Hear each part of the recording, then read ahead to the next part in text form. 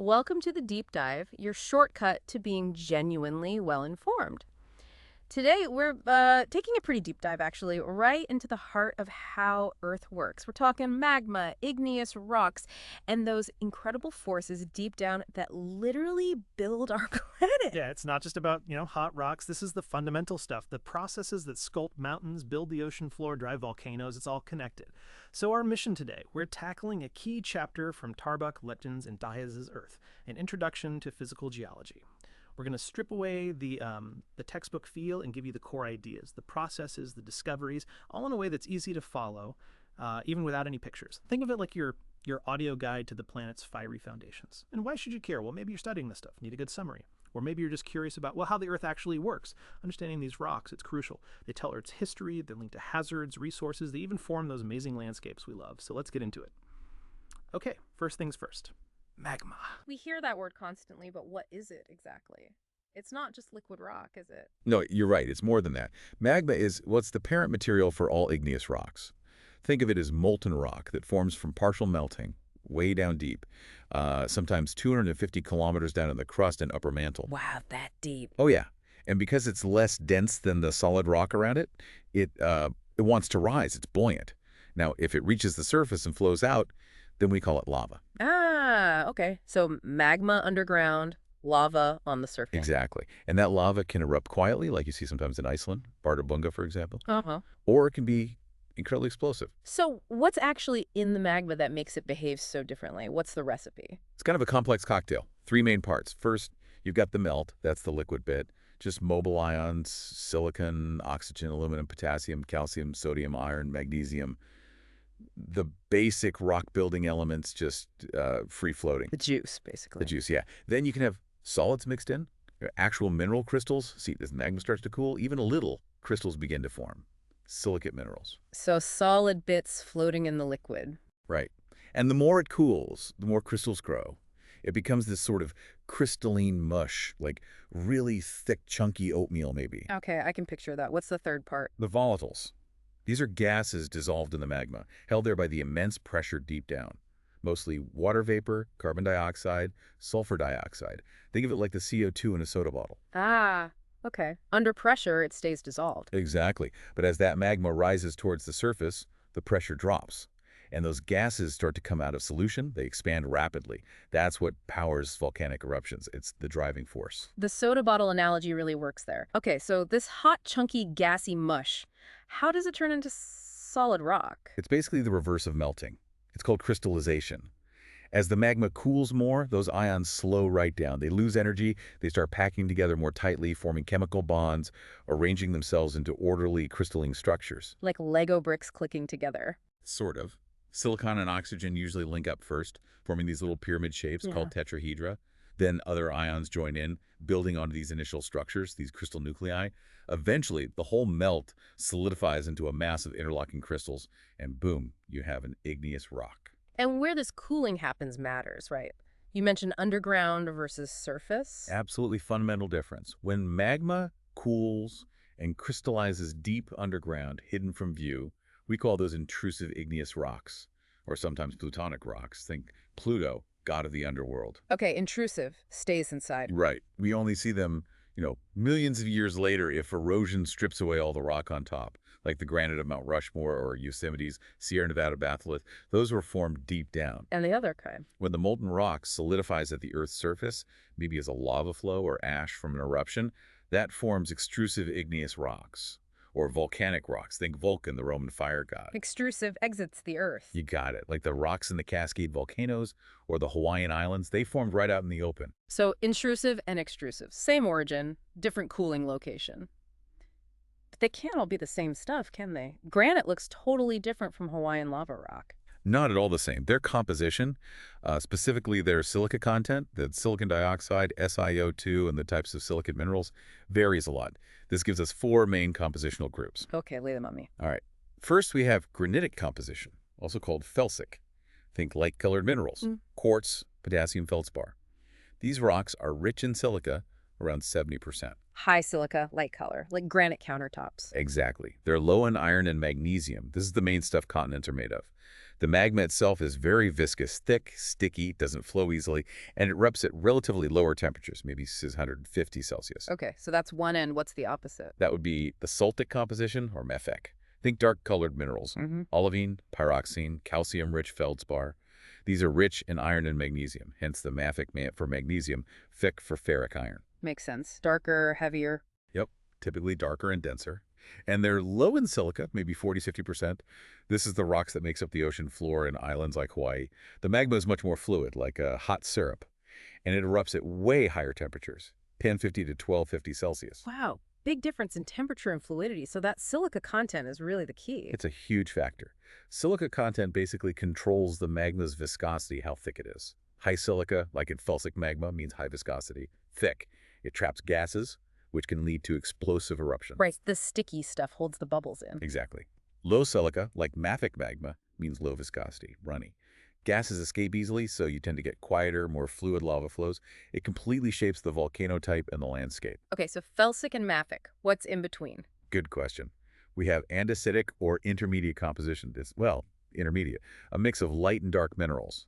Contains at least 25% dark silicates like amphibole or pyroxene, plus plagioclase feldspar. You find this a lot in volcanic arcs along continental margins, like the Andes Mountains, hence the name. Andesite from the Andes. Got it.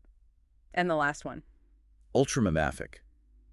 This stuff is almost entirely dark ferromagnesian minerals, like olivine and pyroxene. Very low silica, maybe around 40%. It's pretty rare at the surface, but it's actually the main component of the Earth's upper mantle. Peridotite is the classic example. Fascinating. Okay, so that's composition. But you also mentioned texture. In geology, that's not about how smooth or rough it is, right? Right, not about touchy-feely. Yeah. Geological texture refers to the overall appearance of the rock based on the size, shape, and arrangement of its mineral grains or crystals. And what does that tell us? Oh, it's like reading the rock's diary. Texture tells us about its cooling history, how fast or slow it cooled, and where it formed. It's incredibly informative. So what controls the texture? The number one factor is the rate of cooling. That's dominant. Slow cooling allows large crystals to form. Think of a big magma chamber deep underground, insulated, cooling over maybe millions of years. Plenty of time for ions to migrate and build large crystals. Okay, slow cooling, big crystals. Rapid cooling results in small crystals. Imagine lava flowing out onto the surface, exposed to air or water. It cools fast. Ions don't have time to move far, so they form tiny crystals. Fast cooling, small crystals. Makes sense. Anything else affect texture? Yeah, the amount of silica matters too, because it affects viscosity, which influences how easily ions can move to form crystals. And the amount of dissolved gases, those volatiles we talked about, can create bubbles, leading to specific textures. Okay, so let's break down these textures. What are the main types? We usually talk about 6 major ones. First is aphanitic. That means fine-grained. The crystals are too small to see without a microscope. This tells you it cooled rapidly, at or near the surface, like basalt, a common volcanic rock. Aphanitic, fine-grained, if fast cooling. Exactly. Second, phaneritic, coarse-grained. Here you can see the individual crystals. They're large enough, often intergrown, and roughly equal in size. This indicates slow cooling, deep underground. Granite is the classic example. Phaneritic, coarse-grained, slow cooling, like my countertop. Precisely. Third is porphyritic. This one's interesting. It has large crystals, called phenocrysts, embedded in a matrix of much smaller crystals called the ground mass. Big crystals and small crystals. How does that happen? It suggests a 2-stage cooling process. First, slow cooling deep down started forming the large phenocrysts. Then, something changed. Maybe the magma moved upwards quickly, or erupted. The remaining liquid melt then cooled rapidly, forming the fine-grained ground mass around the earlier big crystals. Ah, mixed history. Exactly. Fourth, vesicular. This means the rock has voids, little holes called vesicles. These are left behind by gas bubbles escaping as the lava solidified, usually in the upper part of a lava flow where cooling is rapid and pressure drops fast. Pumice is a great example. It's so vesicular, so full of holes it can float. Scoria is another one, usually darker. A rock sponge. Kind of. Fifth is glassy texture, no crystals at all. The atoms are just frozen in a disordered state, like window glass. This happens when the molten rock is quenched, cooled extremely rapidly, like plunged into water. So fast, there's zero time for crystals. Zero time.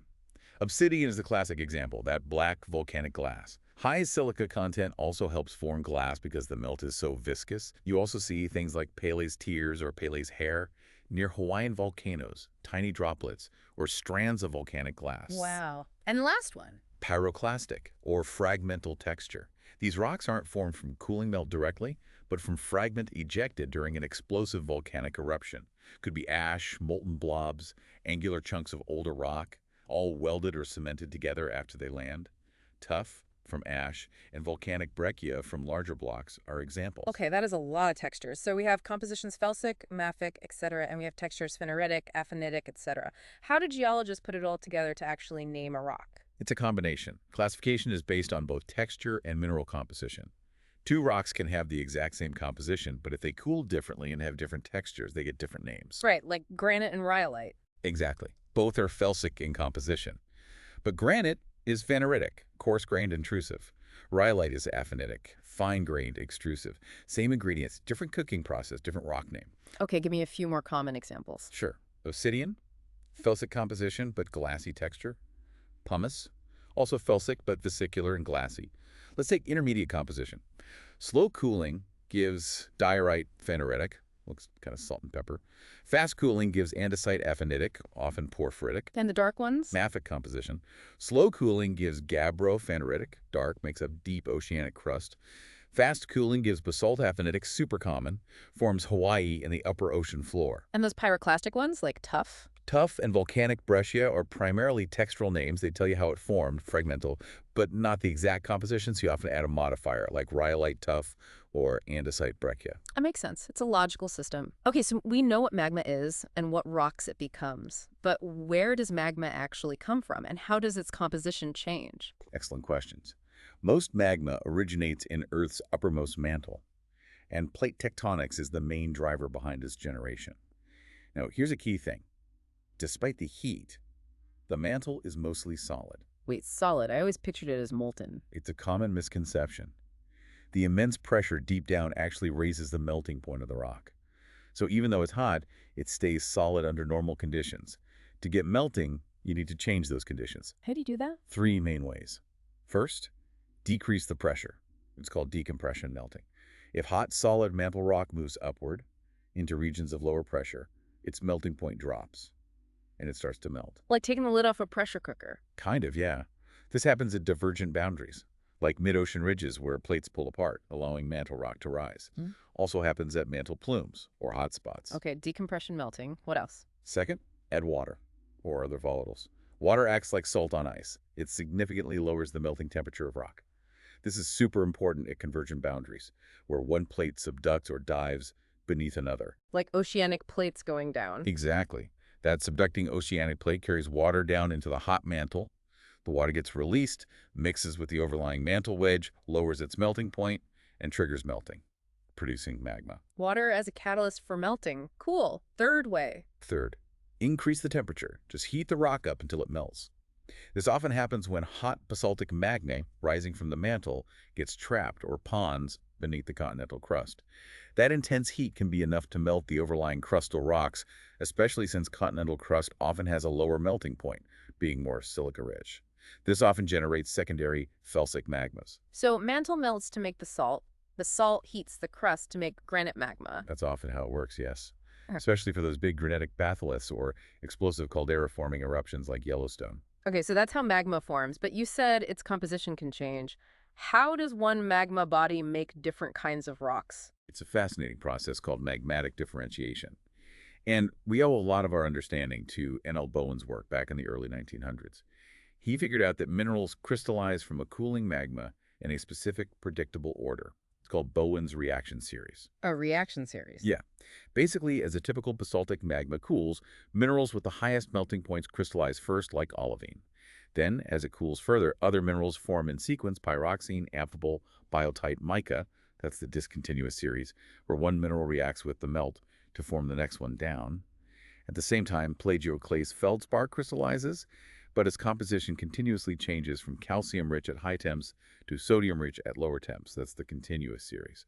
Minerals like potassium feldspar and quartz, with the lowest melting points, crystallize last. So different minerals form at different temperatures as it cools. How does that change the magma? Well, as these early forming crystals form, They use up certain elements from the melt, mostly iron, magnesium, and calcium. If these crystals are somehow removed from the remaining liquid, the liquid's composition changes. It becomes depleted in those elements and relatively enriched in others, like silica, sodium, and potassium. Removed how? Do they sink? That's one major way. It's called crystal settling. Those early, often denser minerals like olivine can literally sink to the bottom of the magma chamber. This physically separates them from the remaining melt, which now has a different, more evolved, often more felsic composition. We see evidence of this in places like the Palisades Sill. So the magma differentiates, becomes layered almost. Any other ways? Yes. There's assimilation. As magma rises, it can break off and incorporate chunks of the surrounding rock it's moving through the host rock. If these chunks melt and mix into the magma, they change its overall chemical composition. Sometimes you find unmelted chunks called xenoliths, which means stranger rocks, preserved within the igneous rock. Like adding different ingredients to the soup. Exactly. And then there's magma mixing.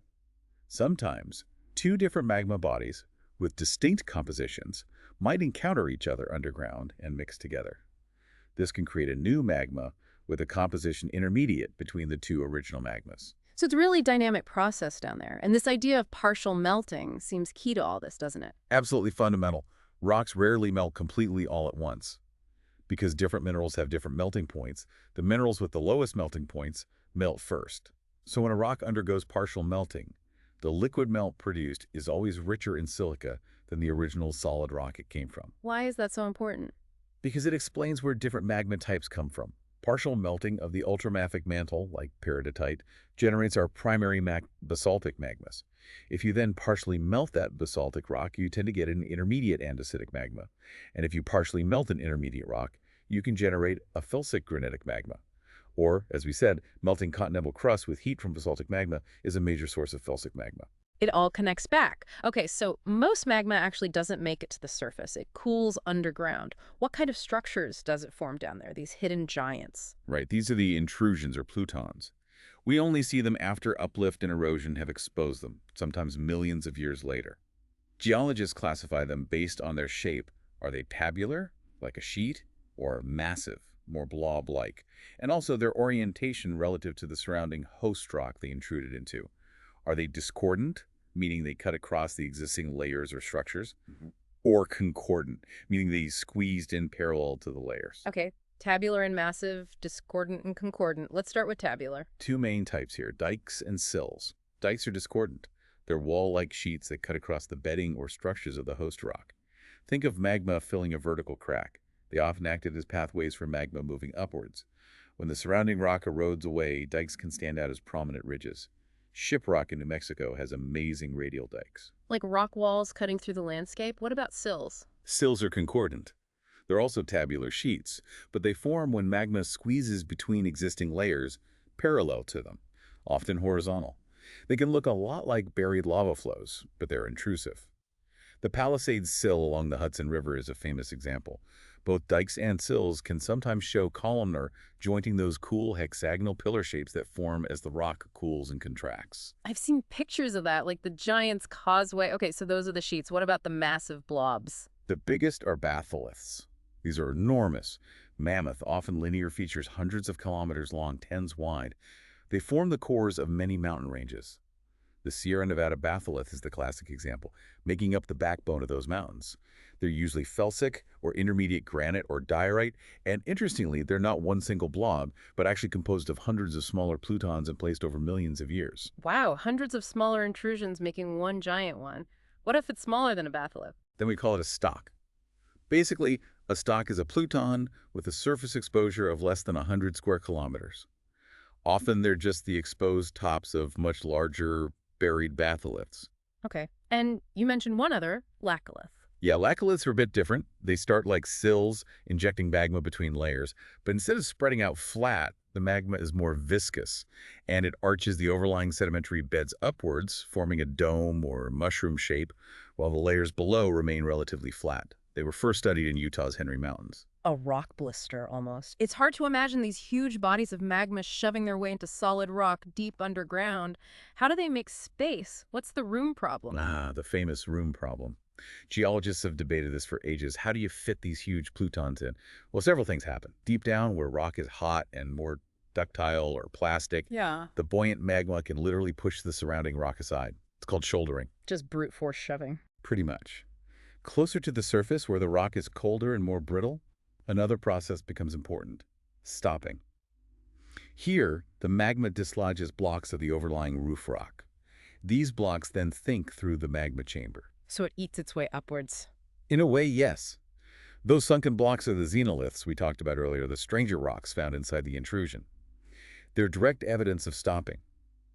Melting and assimilation to the host rock also helps make room, but probably less so than shouldering and stopping because magma only has so much heat to melt things. That is just incredible. We've covered so much ground today, or rather what's under the ground. From the nature of magma itself to how its composition and cooling create this amazing diversity of igneous rocks, and then seeing how these processes build not only volcanoes but also these hidden underground giants, the intrusions, it really shows how dynamic the Earth is, from the black sands of Hawaii formed from basalt to the granite peaks of the Sierra Nevada formed deep within. It's Earth's origin story playing out. It really is.